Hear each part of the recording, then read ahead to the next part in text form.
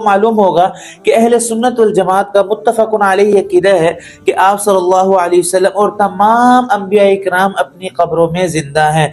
अल अंबिया अहयाउन फी क़ुबूरिहिम, तमाम अंबिया इकराम के जो जिस्म मुबारक है वो कब्रों में महफूज नहीं है।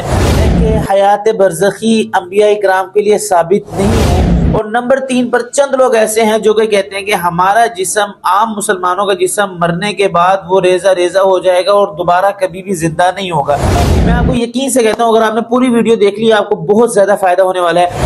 मैं आपको इस दुनिया से 2 अंबिया इकराम की ऐसे मिसालें दूंगा, इसकी वजह से आप खुश हो जाएंगे और आप ये मानने पर मजबूर हो जाएंगे कि अंबिया इकराम का जिस्म महफूज था, जिस्म महफूज है और जिस्म महफूज रहेगा।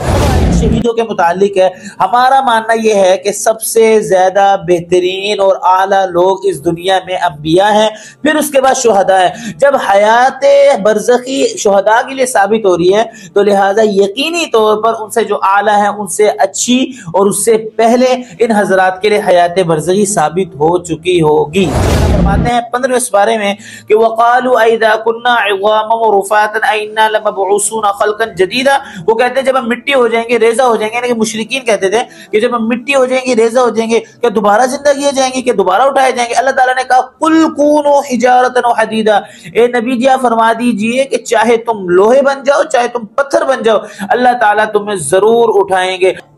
बिस्मिल्लाहिर्रहमानिर्रहीम, अस्सलामु अलैकुम वरहमतुल्लाहि वबरकातुहू। एक दफा फिर आपके सामने मोहम्मद मूसा हाजिर है। आपको मालूम होगा कि हम आपके सामने मुख्तलिफ किस्म की वीडियोस और मुख्तलिफ किस्म के बेहतरीन और अहम टॉपिक लेकर हाजिर होते रहते हैं। आज भी एक बहुत बेहतरीन टॉपिक है। आपको मालूम होगा कि अहले सुन्नत वल जमात का मुत्तफ़क़ुन अलैहि अक़ीदा है कि आप सल्लल्लाहु अलैहि वसल्लम और तमाम अंबिया इकराम अपनी कब्रों में जिंदा हैं। अल अंबिया अहयाउन फी क़ुबूरिहिम, अंबिया तमाम के तमाम अपनी कब्रों में जिंदा है। युसल्लूना, और वहां नमाज भी पढ़ते हैं। ये मुत्तफ़क़ुन अलैहि अक़ीदा है तमाम अहले सुन्नत वल जमात का। बाज लोग हमारे और आपके दरमियान में ऐसे हैं कि जिन्होंने 3 ऐसे गलत अकीदे अपने जहनों में, अपने दिलों में सजाए हुए हैं, बिठाए हुए हैं। वो इतने गलत अकीदे हैं, अगर आप उनको फॉलो करेंगे तो आपको शदीद नुकसान उठाना पड़ेगा। नंबर 1 कि तमाम अंबिया इकराम के जो जिस्म मुबारक है वो कब्रों में महफूज नहीं है। नाउज़ुबिल्लाह, ये एक अकीदा उन लोगों का है। नंबर 2 पर उनका मानना ये है कि हयात बरज़खी अंबिया इकराम के लिए साबित नहीं है। और नंबर 3 पर चंद लोग ऐसे हैं जो कि कहते हैं कि हमारा जिस्म, आम मुसलमानों का जिस्म मरने के बाद वो रेजा रेजा हो जाएगा और दोबारा कभी भी जिंदा नहीं होगा। मैं मुख्तसर सी बातें आपके सामने रखूंगा। मैं आपको यकीन से कहता हूं, अगर आपने पूरी वीडियो देख ली आपको बहुत ज्यादा फायदा होने वाला है। नंबर 1 उन लोगों की तरफ चलते हैं जो कहते हैं कि अंबिया इकराम का नाउज़ुबिल्लाह जिस्म मुबारक जो है ना वो महफूज नहीं है। मैं आपको इस दुनिया से 2 अंबिया इकराम की ऐसे मिसालें दूंगा, इसकी वजह से आप खुश हो जाएंगे और आप ये मानने पर मजबूर हो जाएंगे कि अंबिया इकराम का जिस्म महफूज था, जिस्म महफूज है और जिस्म महफूज रहेगा।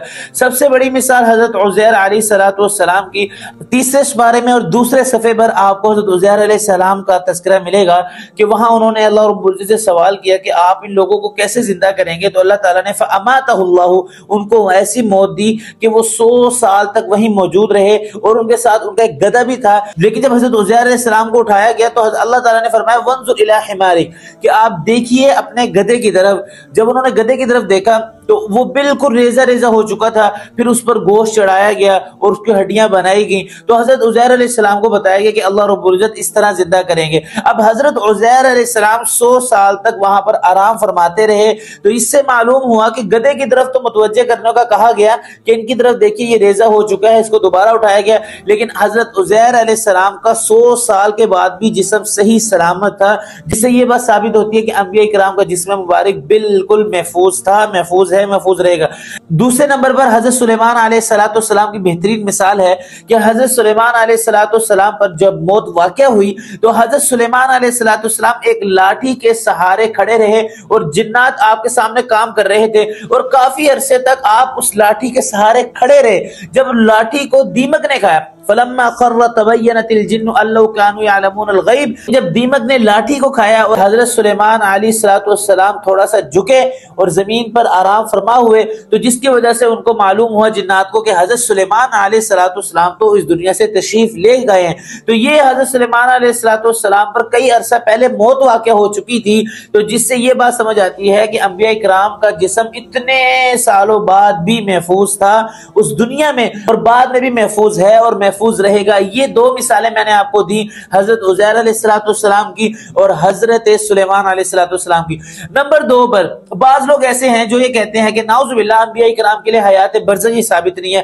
2 دلیلیں دوں گا جس کی وجہ سے آپ کو معلوم ہو جائے گا کہ انبیاء کرام کی برزخی زندگی بہت ہی بہترین اور ثابت ہے۔ سب سے پہلی مثال جو میں آپ کو دینے لگا ہوں وہ ہے 17 سپارے سے، اللہ تعالیٰ تذکرہ فرما رہے ہیں کہ والذین ہاجروا فی سبیل اللہ ثم قتلوا او ماتوا، کہ جو اللہ کے راستے میں شہید ہو گئے، جن کو قتل کر دیا گیا یا جن کو موت آ گئی، تو لیرزقنہم اللہ رزقا حسنا، اللہ ان کو بہترین رزق دینے والے ہیں۔ لہذا یہاں سے مراد یہ ہے کہ حیات برزخی میں تمام شہداء زندہ ہیں۔ دوسری مثال بھی میں آپ کو دینا چاہتا ہوں کہ وَلَا تَقُولُوا لِمَنْ يُقْتَلُ فِي سَبِيلِ اللَّهِ أَمْوَاتٌ، جو اللہ کے راستے میں شہید ہو جائیں ان کو مردہ مت کہو۔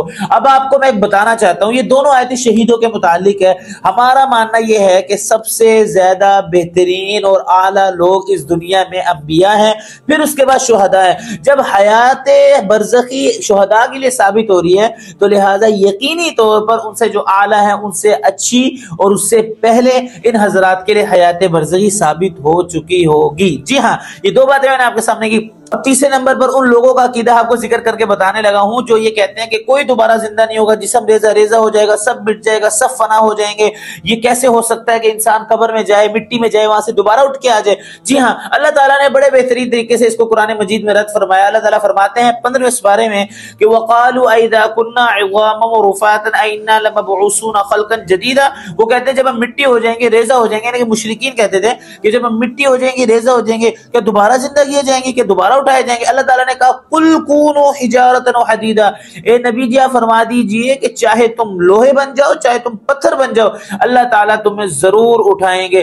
آگے اللہ تعالیٰ نے فرمایا أَوْ خَلْقًا مِمَّا يَكْبُرُ فِي صُدُورِكُمْ فَسَيَقُولُونَ مَن يُعِيدُنَا، یہ تو ان کو مشکل لگ رہا ہے، یعنی کہ یہ دوبارہ اٹھائے جائیں گے، لیکن ان کو اپنی پہلی خلقت پر غور کرنا چاہیے کہ جب پہلی دفعہ انسان پیدا ہوتا ہے نہ اس کا کوئی وجود ہوتا ہے، نہ اس کا کوئی سکیچ ہوتا ہے، نہ اس کا کوئی تصور ہوتا ہے۔ اللہ تعالیٰ اس چیز کو پیدا کر دیتے ہیں کہ جس کا کوئی وجود، جس کا کوئی تصور، جس کا کوئی دھیان گمان کچھ بھی نہیں ہوتا۔ تو دوسری مرتبہ جب اللہ تعالیٰ پیدا کریں گے تو وہ تو انسان کے لیے خود سمجھنے کی بات ہے کہ دوسری مرتبہ پیدا کرنا پہلی مرتبہ پیدا کرنے سے زیادہ آسان ہے۔ کیوں؟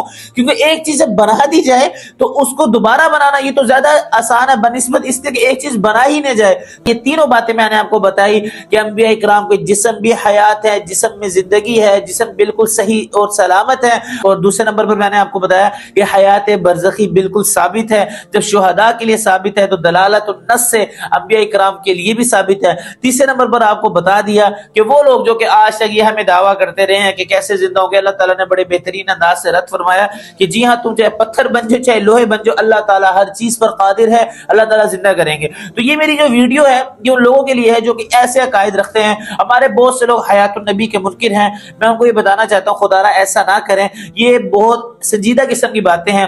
اگر بندہ ان میں پھسل جائے تو بندہ دین و دنیا سے بہت دور چلا جاتا ہے۔ لہٰذا اپنے علماء کے ساتھ جڑے رہیں، اپنے عقیدوں کے ساتھ جڑے رہیں۔ ہاں، اگر کوئی بھی سوال ہو جو کہ آپ کے ذہن میں اور آپ کے دل میں کھٹکھٹا پیدا کر رہا ہو، آپ پوچھ سکتے ہیں، آپ کو پوچھنا چاہیے۔